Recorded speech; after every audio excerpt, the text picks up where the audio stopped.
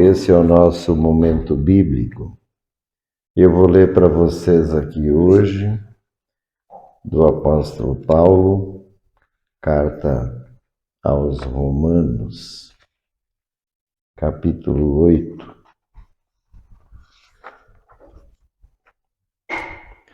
A vida no Espírito.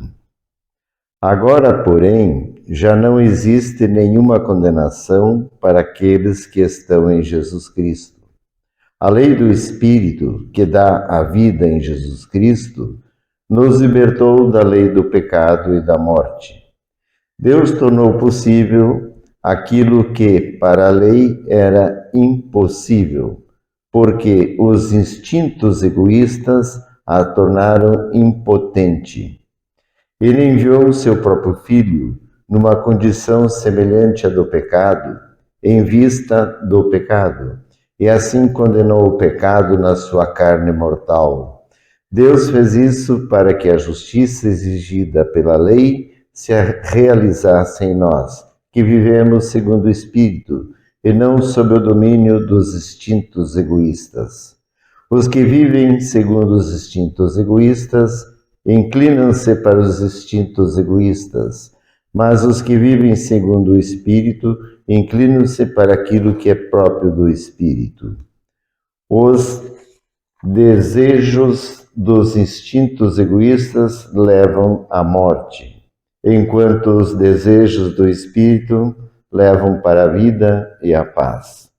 De fato, os desejos dos instintos egoístas estão em revolta contra Deus, porque não se submetem à lei de Deus. E nem mesmo o podem, porque os que vivem segundo os instintos egoístas não podem agradar a Deus. Uma vez que o Espírito de Deus habita em vocês, vocês já não estão sob o domínio dos instintos egoístas, mas sob o Espírito. Pois quem não tem o Espírito de Cristo não pertence a Ele. Se Cristo está em vocês, o corpo está morto por causa do pecado, e o Espírito é vida por causa da justiça. Se o Espírito daquele que ressuscitou Jesus dos mortos habita em vocês, aquele que ressuscitou Cristo dos mortos dará a vida também para os corpos mortais de vocês, por meio do seu Espírito que habita em vocês. Portanto, irmãos, nós somos devedores, mas não dos instintos egoístas para vivermos de acordo com eles. Se vocês vivem segundo os instintos egoístas, vocês morrerão. Mas se com a ajuda do Espírito fazem morrer as obras do corpo, vocês viverão. Todos os que são guiados pelo Espírito de Deus são filhos de Deus. E vocês não receberam um espírito de escravos para recair no medo, mas receberam um espírito de filhos adotivos, por meio do qual clamamos, Abba, Pai.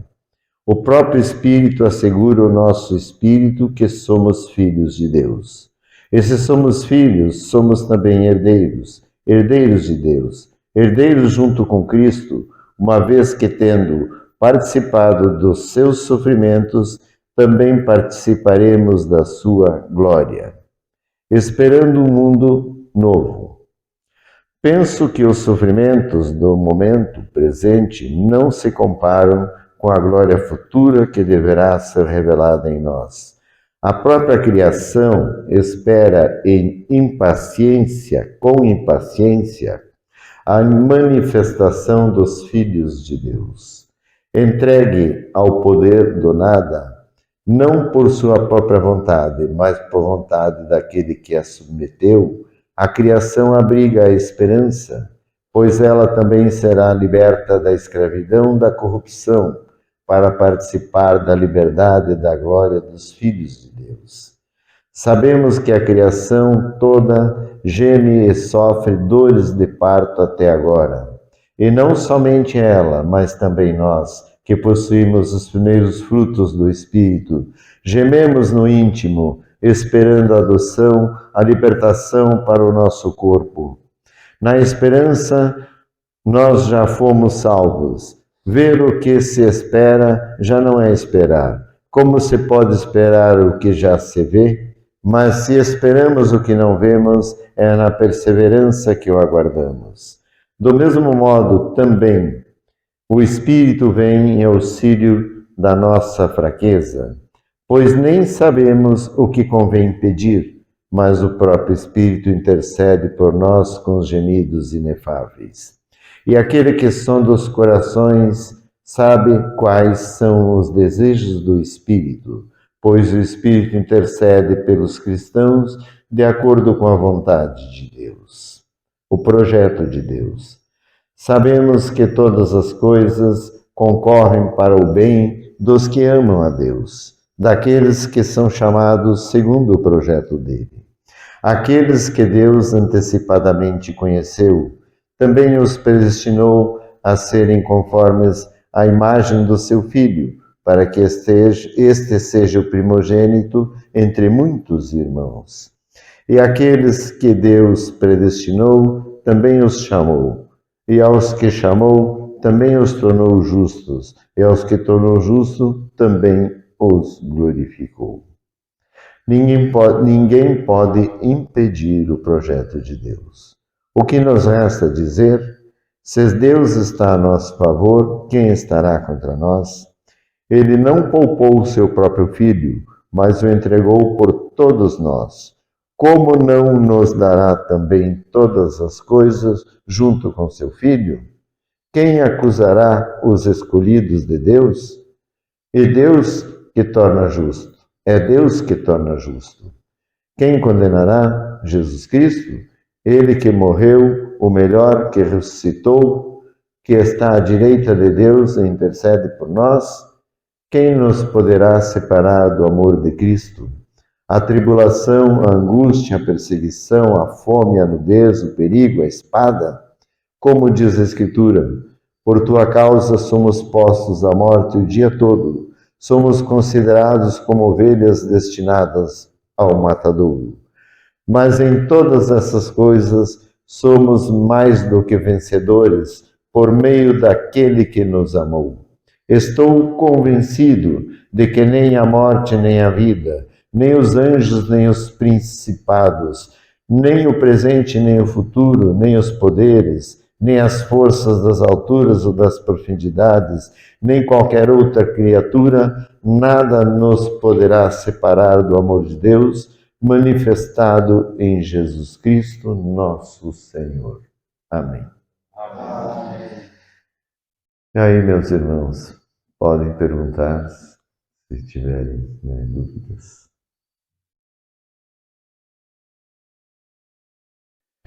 Bom, então vou dar minha explicação. Aqui, nesse capítulo, o apóstolo Paulo, que antes de ser cristão, nem sempre ele foi cristão, ele perseguia os cristãos e matava eles. Mas ele foi fulminado pelo Espírito de Deus, de Jesus, caiu ao solo. Uns pensam que ele estava a cavalo, mas a Bíblia não fala se ele estava a cavalo ou a pé, mas caiu cego. E ficou assim por 3 dias, até ser libertado da cegueira, depois de receber a doutrinação. E quando recebeu a doutrinação, ele se tornou extremamente fiel. E ele está falando que aquele que se torna realmente um cristão, que tem Jesus no coração, que é batizado em nome do Pai, do Filho e do Espírito Santo, por qualquer um que for ordenado, padre, pastor, líder espiritual que tenha Jesus, está autorizado a batizar em nome de Jesus. E aquele que é batizado em nome do Pai, do Filho e do Espírito Santo, recebe o Espírito Santo. Para vocês terem uma ideia, aqui na nossa região não é comum, mas em cidades grandes a gente pode ver cegos, pessoas que são privadas da visão, guiadas por cachorros. Tem cachorros que são ensinados a guiar aquela pessoa, e daí se tem um perigo, se tem um problema, ele avisa, ele alerta, ele cuida para que não aconteça nada à pessoa que ele está guiando. Que ele é tão treinado que ele entende a cegueira daquele. E assim é o Espírito Santo para aquele que realmente tem fé e acredita. Ele anda à nossa frente, vai abrindo o caminho, vai limpando para que você possa passar sem o perigo, com a proteção de Deus. É claro que existe um mal aqui nesse mundo e nós estamos sujeitos ao mal que tem no mundo, mas aquele que tem Deus, ele vai estar protegido, o mal vai ser amenizado, a não ser que a pessoa tenha que passar por aquilo. Tem coisas que as pessoas têm que passar nessa vida. Então, de qualquer maneira, se você tiver o Espírito, ele vai te ajudar a passar por todo e qualquer sofrimento, porque ele fala aqui, né? Que tendo participado dos seus sofrimentos, também participaremos da glória. Então, não tem como escapar de uma cota de sofrimento nesse mundo. Mas o instinto, o espírito, vai nos proteger dos nossos instintos egoístas da matéria, que nos desviam do espírito verdadeiro, a ilusão do prazer efêmero que a matéria oferece às pessoas, o poder, a ganância, a sexualidade, entre outras coisas, a libertinagem, porque existe uma adequação.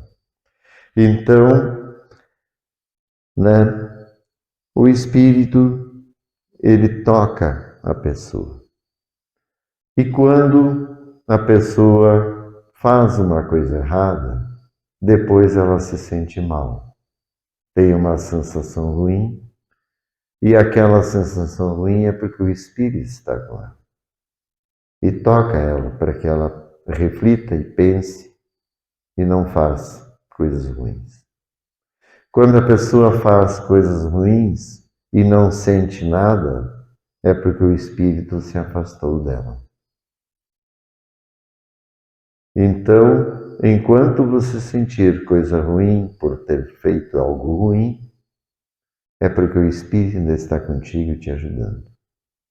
Agora, se você foi tão ruim, porque você que abandona o Espírito.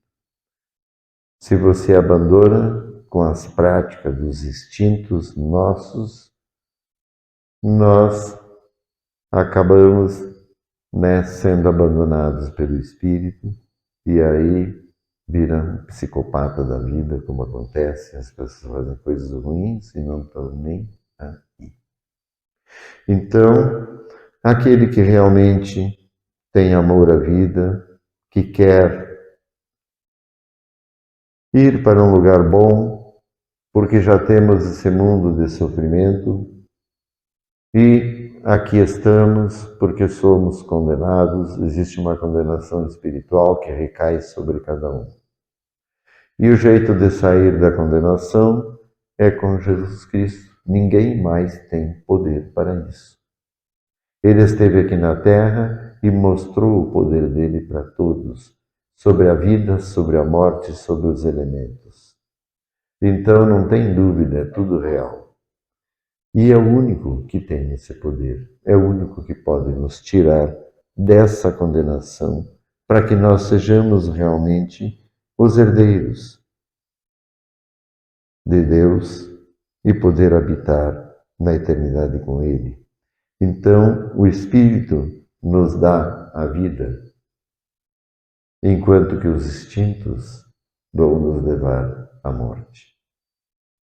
Nós temos instintos porque nós temos um corpo animal. Todo ser humano é um animal. Temos uma racionalidade e que hoje a ciência sabe que não é privilégio só dos humanos, os animais de uma escala superior também têm muita racionalidade, não conseguem expressar porque não têm uma linguagem, mas tem para quem quer. Espere, assim, olhar realmente. Então, nós fomos transformados em animais por causa do mal, por causa do pecado. E habitamos esse corpo transitoriamente. E nós vamos deixar esse corpo, queira ou não queira. E quando deixar esse corpo, voltaremos para o mundo espiritual. E o mundo espiritual no qual habitaremos dependerá do que a gente se conectou aqui nesse mundo.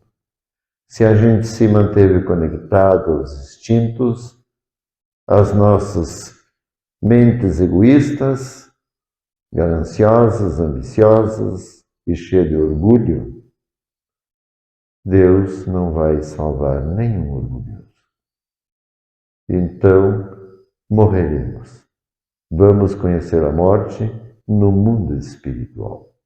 Porque essa morte aqui é só uma passagem, não é a verdadeira morte. Então, o apóstolo está se esmerando, ele é extremamente inteligente, guiado pelo Espírito, e mostrando que o próprio Espírito entende, aquilo que está dentro de nós, intercede os nossos gemidos, os nossos coisas que temos dentro do Espírito que ficam mexendo com a gente. Então o Espírito está ali para nos ajudar. Muito bem, meus irmãos, então vamos encerrar, fazer uma prece. Uma palavra.